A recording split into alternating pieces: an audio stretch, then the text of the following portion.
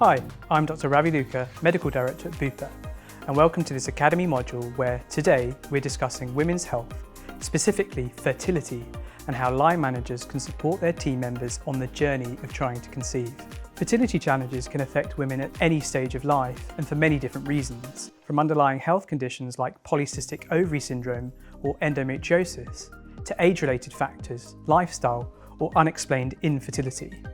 For those actively trying to conceive, the process can be emotionally and physically demanding, especially when combined with the pressures of work. In the UK, around 1 in 7 couples experience difficulties conceiving, and many women undergo fertility treatment while continuing to manage their careers. The impact on mental health, energy levels, and emotional resilience can be significant, yet many feel unable to speak openly about their experiences in the workplace. This lack of visibility and support can lead to increased stress, feelings of isolation, and even decisions to step away from work. But it doesn't have to be this way. With the right understanding and support, workplaces can become safe and inclusive environments where women feel empowered to navigate their fertility journey without stigma. Line managers have a vital role to play in this through empathy, offering flexibility and creating space for open conversations. Let's find out how. I'm now joined by 2 Bupa colleagues to discuss women's health, specifically fertility in the workplace. Megan, Tori, thanks for joining us today. Thank you. If we can start with you, if you can give us an overview of your story and how it's impacted you in the workplace. So I've been having ongoing fertility issues for the past just over 9 years now. My manager noticed quite a decline in my own mental health and my own ability to focus in my role about 2 or 3 years ago now. That's when she kind of first noticed it and just got me to open up about everything. And then she's encouraged me to go to speak to my GP about my obviously not being able to conceive and trying for so long. At that time, I took her advice. I got an appointment with my GP. It was a bit strange because I kind of decided at that point, let's just stop trying. Me and my partner came to the decision, we'll stop trying until we spoke to the GP, got some answers. Actually managed to get pregnant within that time, so I don't know whether it was because the stress was kind of off us and happiest day of both our lives probably was getting that positive pregnancy test, but didn't last long. About 10 days later, after having that positive test, started having mild abdominal cramping, spotting, and after going to my GP and putting my foot down, basically saying I needed to go to hospital. After numerous tests and things like that, it did turn out that it was an ectopic pregnancy. So, yeah, my baby had decided to implant in my fallopian tube. And with that, there's just zero success of survival. Like, you're going to lose your baby one way or another.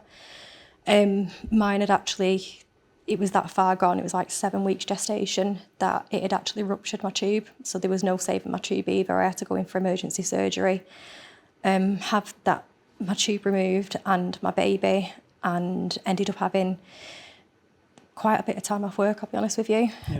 Roughly about 3 months, not just like the physical aspect of having to get past the surgery and heal from that, because that had its challenges, but also like the mental side of it was, it absolutely just destroyed me. Megan, thank you very much for sharing your story and everything that you've been through the last few years. Yeah, that's fine. Tori, from your perspective, when did you first become aware of what Megan was going through and how did you kind of manage that? Yeah, so I was probably the first person to learn about all of it. I wasn't Megan's line manager at the time. We were peers, so we were both in the same team in our coaching academy, and we had a really close relationship. So I was very fortunate to be the first person that Meg shared her pregnancy with. But it does also mean that with that, I was also one of the first people to learn that, unfortunately, the pregnancy wouldn't be continuing. The line manager that she did have at the time, I worked really closely with because I've slowly developed into her position. She did a great job supporting Meg, massive focus on being able to give her time to heal. There was a lot of support from things like occupational health that line manager went through, as well as being able to offer our sort of local mental health and wellbeing tools and other charities and support systems that are available to people outside of Bupa, like Tommy's charity. And then a massive part was getting Megan back into work happy and healthy. So whilst it was a prolonged absence, we looked at phased returns, managed to support her back into the business over a longer period of time that meant that she was able to reintegrate, rebuild personal relationships, but also have that time to both mentally and physically heal. It's great to hear that Megan's had some really strong support from yourself, a previous line manager, and using resources not just in Bupa but trusted resources outside. And can you tell us about the further challenges you've had around this journey? So obviously it's something that is remaining with me indefinitely probably now. I've had fertility investigations. I'm under a specialist now at Salford Royal. Been diagnosed with subfertility, so it's not the inability to get pregnant, but it's unlikely basically to get pregnant considering how long it's been going on for. And that diagnosis it does stick with you, and you do feel a little bit like, it's my body just giving up on me, or blame myself a lot for a lot of it, even though I've been told none of this that's happened is my fault or anything like that. It's just, but you just can't help blaming yourself if I'd have done things differently. Looking forward though to the future, I'm trying to have a more of a positive mindset. With my fertility specialist, she has recommended IVF is probably going to be the best way forward for me and my partner. So that's what we're kind of looking at the moment. In order to do that, though, I'm having to lose weight. I have lost quite a bit already to be eligible for fertility IVF on the NHS. But yeah, I suppose that's what I'm trying to stay positive for. It's not, I don't want to let the ectopic pregnancy define me, and that's it. And to be too scared to try again, because I'll be honest with you, if I do get pregnant again, I'm going to be terrified. Thinking that history is going to repeat itself, but you can't let that stop you.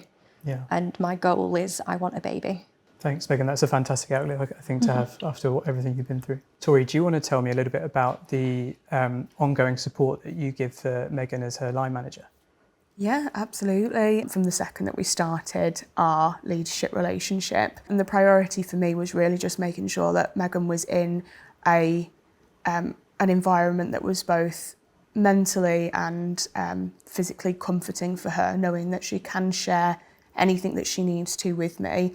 And whilst it's a professional environment and we have loads of amazing tools that Megan takes great advantage of, like our EAP services, like our staff benefits portal, Great. but also knowing that she had that psychological safety with us, and that we would have regular wellbeing check-ins, and that we continue that conversation around what the end goal is. And like, Megan's always got her eye on the prize, and she's worked amazingly towards it. So on that as well, Megan, like in front of this room, you've done such a good job. Thank you. And for me, it's just been making sure that she has that safe space that she can come to and share her journey, and that she doesn't feel that that has to be something that's entirely shied away from, as it's not necessarily work, and it is very much an independent journey. Yeah. And I think over the last 12 months, since I've really been taken over as Megan's leader, one of my greatest pleasures coming into work is to see how far she's come in terms of her mental health and adjustments to the diagnosis that she got. And actually to have such a positive mindset towards the future now is one of the greatest pleasures that we've got. We've taken a load of really positive steps, but the most important thing is making sure that Megan feels safe in sharing the journey with us. So she's done great. Great, thanks, Tori. And I think that's fantastic advice, no matter what the topic's about. Megan, what would you say to somebody who's going through something similar but unsure about how to open up at work? Yeah, that's a really good question. I would just say, just be brave and just be honest. I wish that I'd have reached out a lot sooner. I probably was in a bit of denial how many years it was going on for, and was thinking, oh, it'll happen. And having the courage to actually speak up to my manager at the time, it's basically been from then that everything's kind of kicked off, and I'm able to move forward with my life a bit more with it. I mean, yeah, the ectopic pregnancy, that wasn't the best thing. It was a really, really awful point in my life. But from that has, there's positive stuff that's happened since then. So actually being referred on for fertility testing and having that way forward and that end goal. But I don't honestly think that I would have made that step had I not been given that safe space, I suppose, to reach out to my manager at the time. Yeah. So that's all I'd say is just don't be embarrassed. Just, you might feel like you're the only one that's going through that. Guaranteed you're not. Yeah. And there are tools and resources out there, and your manager's not going to be able to wave a magic wand and make it all better and suddenly magic you a baby, but they'll be there to support you in terms of where you need to go in the next steps. Yeah. Thanks, Megan. I think that's great advice. And Tori, how about yourself? Same question essentially. For any line managers going through maybe a similar situation, what advice would you give to them? You're not expected to know everything, but the most important thing is to create that safe, secure environment when you know that your colleague or peer or whoever you're leading knows that they can come to you and speak freely about the journey that they're going through. And that allows you to find the information you can support them with. It's not a one size fits all, and Megan's fertility journey would be and could be different to the next person's, and it's just taking that time to understand your people and making sure that you're offering everything that you can to them. I, as a line manager, am not a fertility expert, I'm a Meg expert, and it just means that we managed to get there and we're on a really good path now. So just learn about your people and then learn about the rest afterwards. It'll all come together. Brilliant, thanks, Tori. I think that's a fantastic message to really personalise your approach to each of your team members. So thanks for that. Megan, Tori, thank you very much for joining us today and being so candid about your experiences around women's health and specifically around fertility.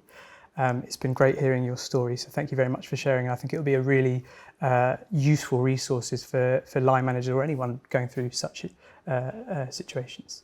Thank you. Thank you. Thank you for watching this Academy module on fertility and trying to conceive. Today we've heard one person's story, and while every journey is unique, it reflects a broader experience shared by many women in the workplace. Fertility isn't just a personal health issue, it's a workplace wellbeing issue. By opening up conversations and putting the right support in place, line managers can make a meaningful difference. For more tools and resources, visit Bupa's Workplace Academy at www.bupa.co.uk/academy. Thanks again for watching.